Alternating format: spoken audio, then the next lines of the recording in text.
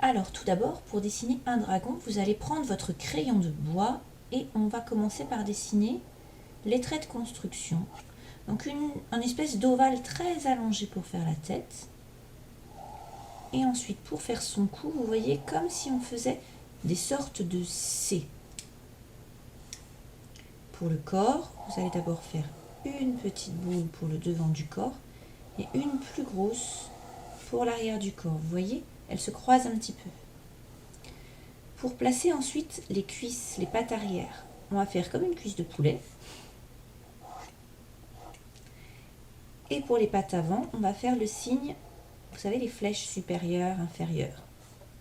Puisque le dragon il a 4 pattes, on rajoute la même chose en petit derrière. Le dragon, bien sûr, il a une grande queue également. Et si vous voulez un dragon européen, on va lui rajouter des ailes. Donc pour le début, vous allez dessiner une sorte de triangle comme ça, vous voyez, avec un peu creusé ici. Ça, c'est ce qu'on appelle les traits de construction. Le dragon, bien entendu, vous pouvez lui faire d'autres positions. Maintenant, on va passer, quand votre schéma vous convient, on passe à la suite. Et là, vous pouvez imaginer votre dragon exactement comme vous le voulez. Il peut avoir des oreilles si vous voulez. Il peut avoir des cornes, alors de la forme que vous voulez.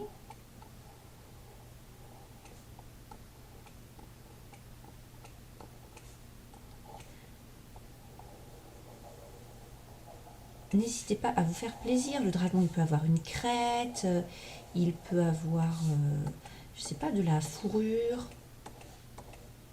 Vraiment, faites-vous plaisir, réfléchissez-y avant pour bien savoir sur quoi vous partez quand vous commencez à le dessiner.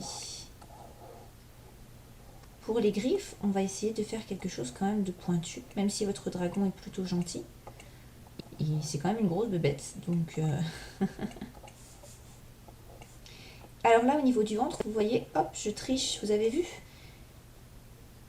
J'ai relié les deux cercles qui existaient.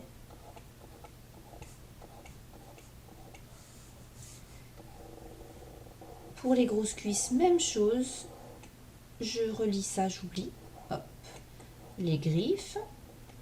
Alors pareil, pour les griffes, faites-les comme vous voulez. Il peut avoir des poils sur les pattes aussi. Pour le dos, alors attention de ne pas passer dans les ailes. Même chose, je relie les deux parties et là je continue directement avec ma queue. Alors pareil, au bout de la queue, vous pouvez tout à fait avoir, je sais pas, des plumes, des poils, une massue comme certains dinosaures. Hop, moi j'ai choisi de lui faire une petite griffe au bout de son aile.